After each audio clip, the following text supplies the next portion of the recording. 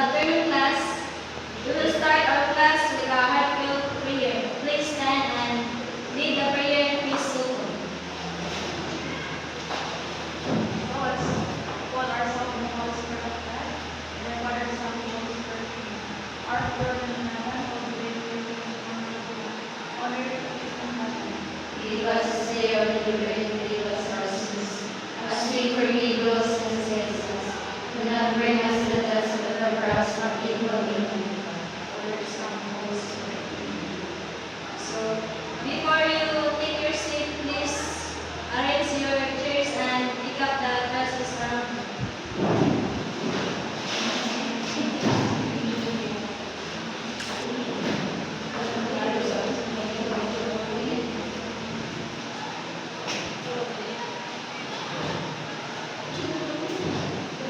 Please take your seat. Thank you. Attendance, instead of saying present, tell me the name of your class if you're here. Bernanke Maris, Aldason Ma'am. Gomez Angelica, James Ma'am. Samputan Risa, Genesis. Lobo Joey, Don Flora Milogis, Edmund Rosan, Dennis. Kubayang Jim, Jusel. Torrijos, Pesales. Joara, Rega. Before we start our discussion, I have a game we call paper ball.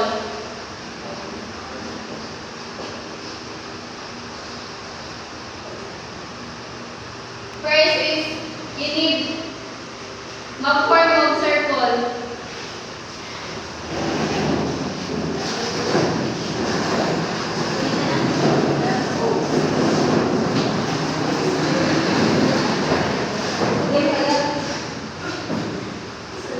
The students form a circle. The object of the game is to play catch or pass the paper ball. When the students catch the ball, she or he has to answer the question right in the paper ball. The game will continue until the question of paper ball has answered.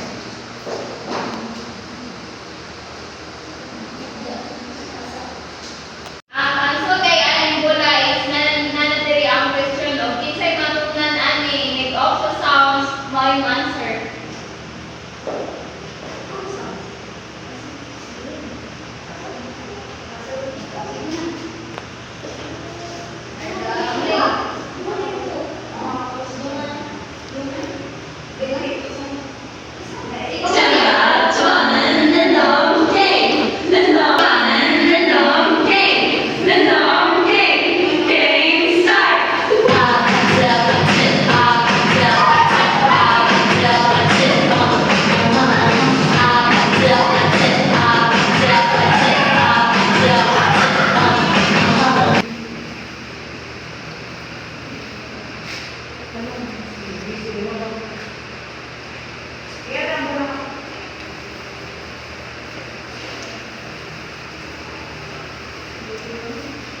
What are the indigenous people fighting for the received equal treatment and respect to other Filipinos? Answer by rights.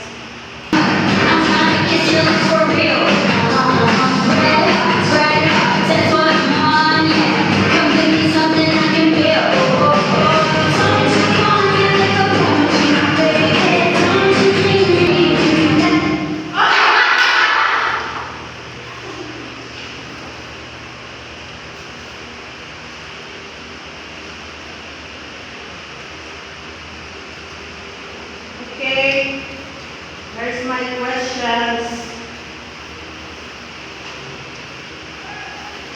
This group of people are the holders of unique language, knowledge, system, belief, and possess invaluable knowledge practices for the sustainable management of natural resources. The answer is indigenous people. Please arrange your chairs.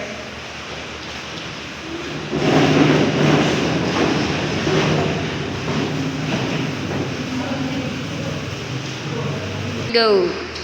So, alright everyone, I hope you felt motivated from your paper ball game. Moving forward, we're going to do an activity called puzzle.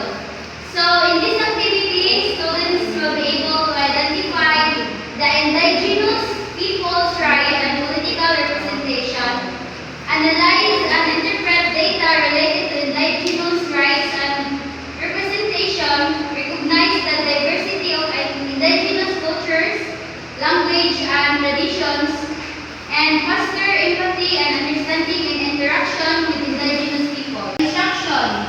In your activity, let's play a game called puzzle. I will group you into 2 groups, so let's count. 1, 2, 1, 2. So kindly proceed to your group now. So let's go.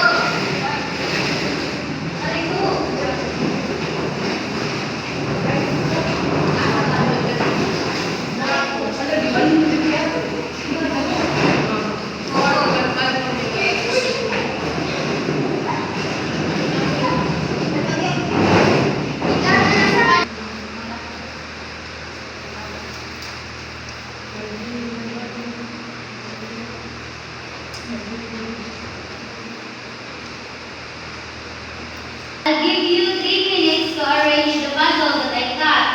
And after that, each group must choose 1 or 2 members to explain in front about the picture. Timer starts now.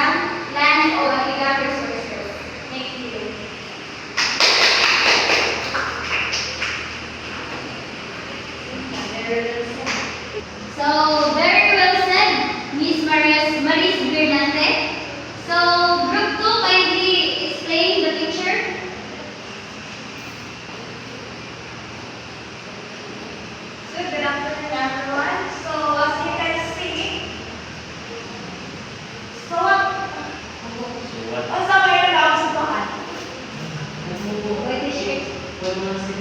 So, these people or this picture is or are indigenous people. So, are you familiar with these people? Indigenous people? Are you familiar with them? Yes. So then, Yes.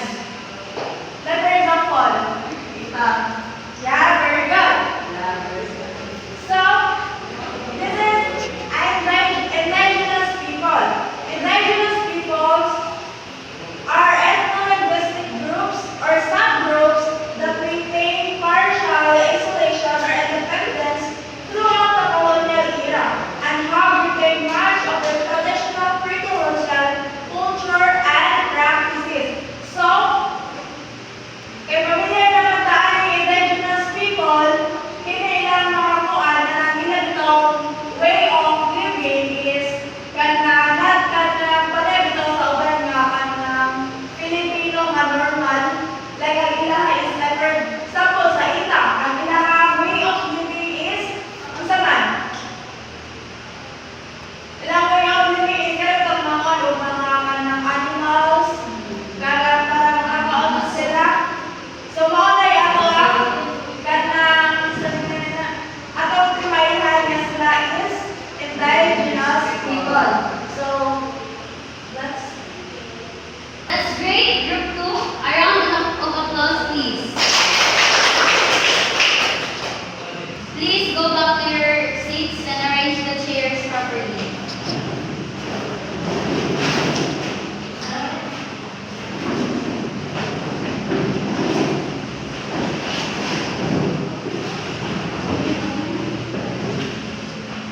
Okay, students, I prepare 5 questions for you. So this is my first question. Who are the indigenous people? Okay, Rens? Yes, you're correct. And next question is, are indigenous people being respected nowadays and why? Yes, Pamela. Yes, you are correct. And my third question is, how will you show respect to the indigenous people? Okay, Mark, again. Yes, you're correct. We can show respect for those indigenous people by showing respect to their culture. And my fourth question is, why might indigenous people protest or advocate for their rights? Yes, Carla? Yes, you're correct. And my last question. Indigenous people should fight the rights in order to what? Okay, raise. Yes, you're correct. So, give them a round of applause. it seems like you know what is our topic for today. Nakaba na ba mo sila karon? Yes. From the first picture,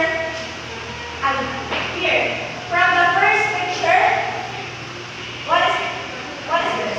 Indigenous people. And then Your rights. the people's rights. So, ikaw siyang ikan na itagpi or ikan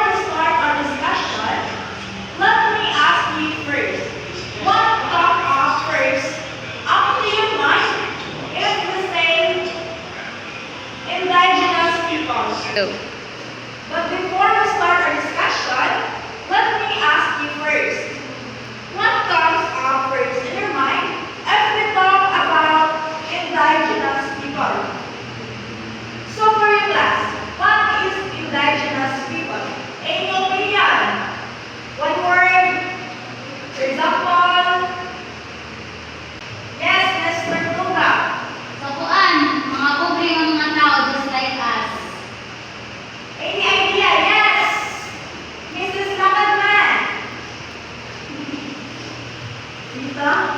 Yes, very good. Indigenous peoples are like so indigenous peoples are distinct social and cultural groups that share collective ancestral ties to the lands and natural resources where the live occupy or from which we have been displaced. What sila? Isang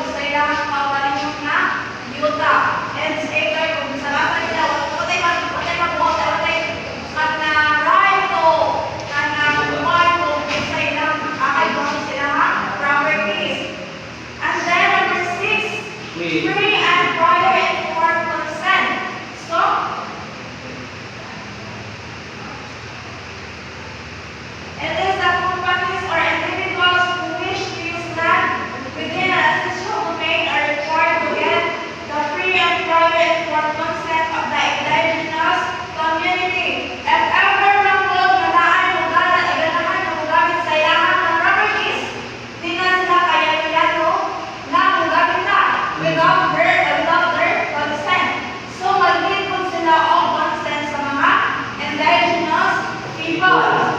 So number 7, cultural integrity.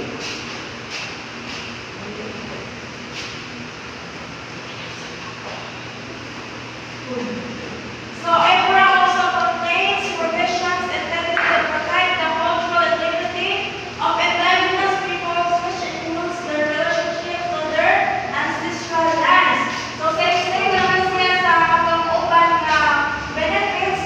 So usa na din sila. Same na sila on ideas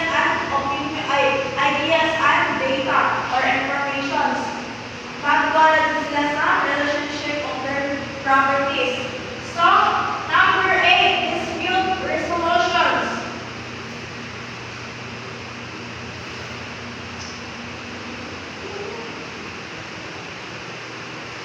So, it presents up mechanisms for the resolution of disputes involving ancestral domains, ensuring that customary laws and traditions are respected in the process. Like what I said, ang ilang mga property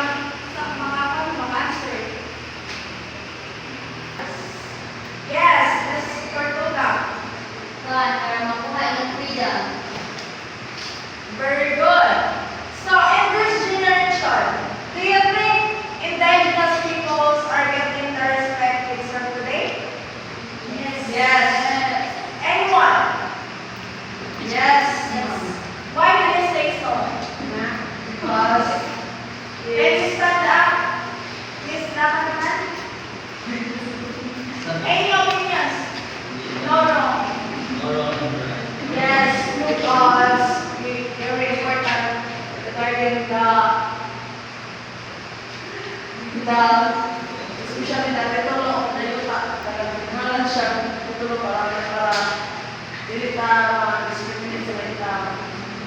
Okay. I think you know already what's our topic for today. To apply what you've learned, let's have a group activity. Let's count 1, 2, 3. 1, 2, 3. 1, 2, 3. So let's proceed to your respective groups. 1, 1.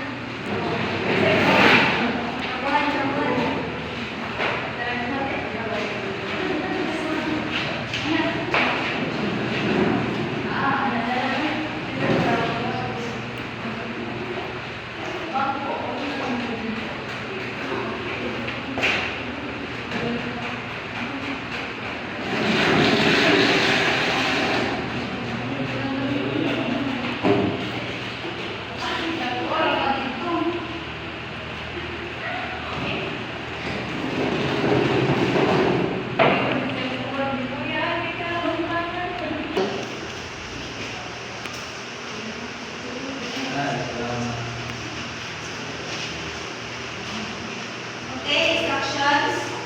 Each group will make a poster or slogan about the rights of indigenous people. So, start now.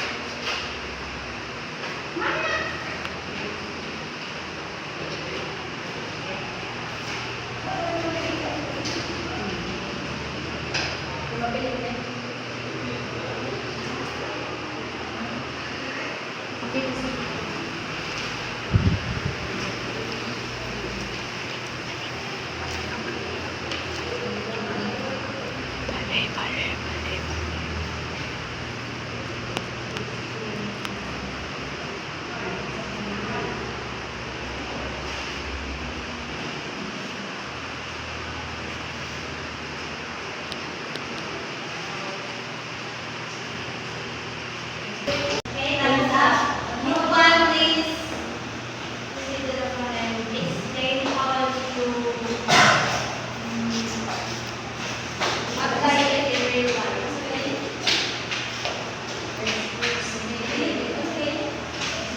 Slogan. So our slogan is respect native roots, recognize indigenous rights. This means na dapat nato respetuhon kung asa kanibigan o ang nagkaan sila katungod sa ilang mga ilang mga gamit, ilang mga pilihan, dapat nato sila katungod na kailangan dapat sila according to okay. Thank you, one. Next, two.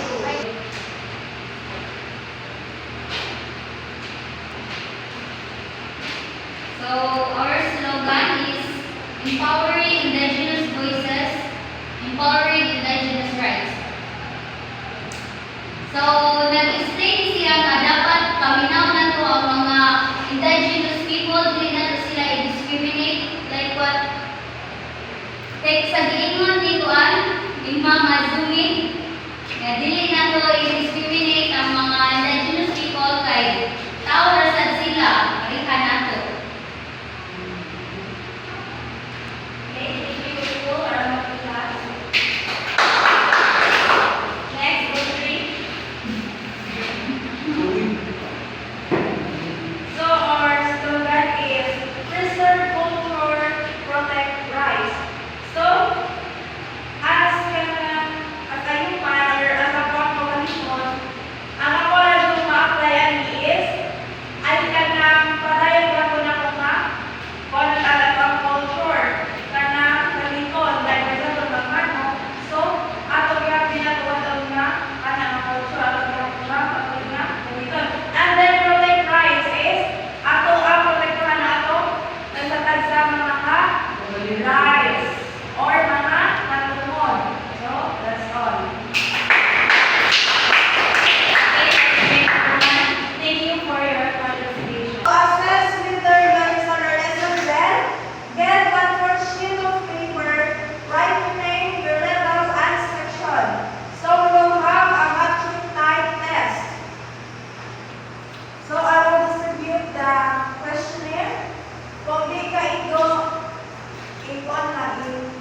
Aristalis.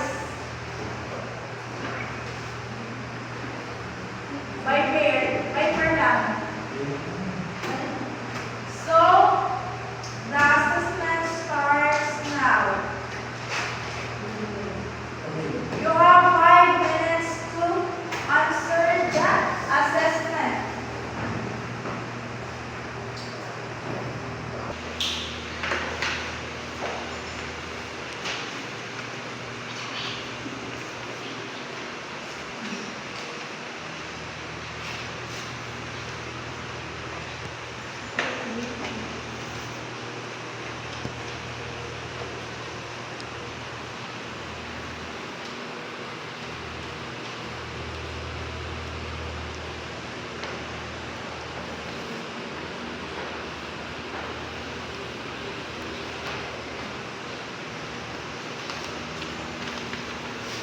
Are you done? No, ma'am.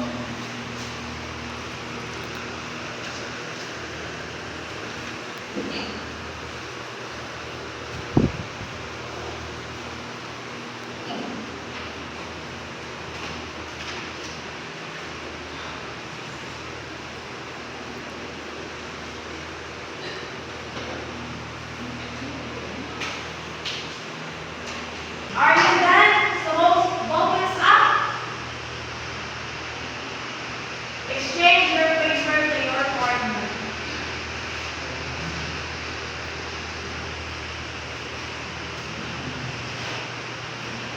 Number 1. What's the correct answer? B. What's the answer number 1? Yes, Mr. Luga. Indigenous peoples. Letter E. Ethno-linguistic groups or subgroups that maintain partial isolation or independence throughout the colonial era. Yes, correct. Who wants to answer number 2? Yes, Ms. Joanna. Number 2 is letter D.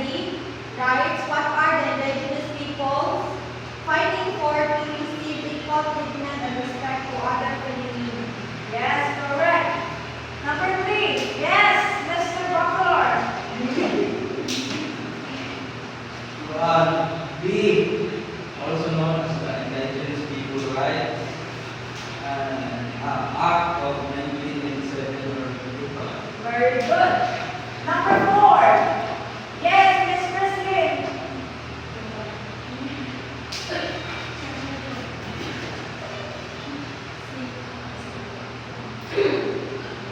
This law replaces the text and promotes the rights of indigenous cultural communities and indigenous actors. Very good. Number 5. Yes, Miss Gonzalez. The bird girl. Letter A. This is the government responsible for showing or ensuring the welfare and rights at the indigenous people. Very good.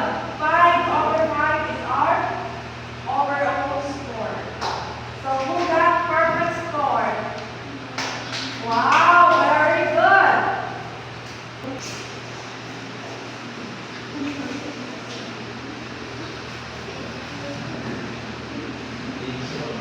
Very good. Perfect ba na? Forward. No, number 1. So I think everyone understand our topic, indigenous people's rights and political representation. So that's why we don't have any assignments.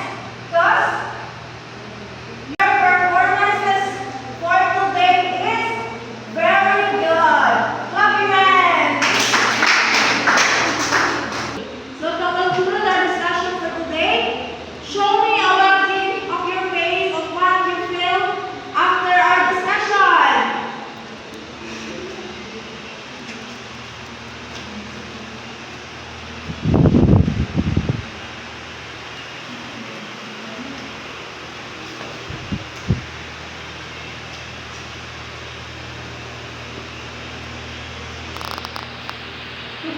So as I end our discussion for today, always remember the sayings.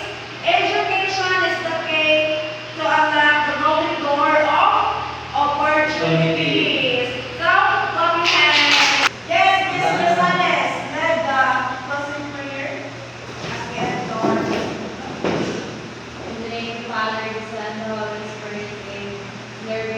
Father, to the Son, and to the Holy Spirit.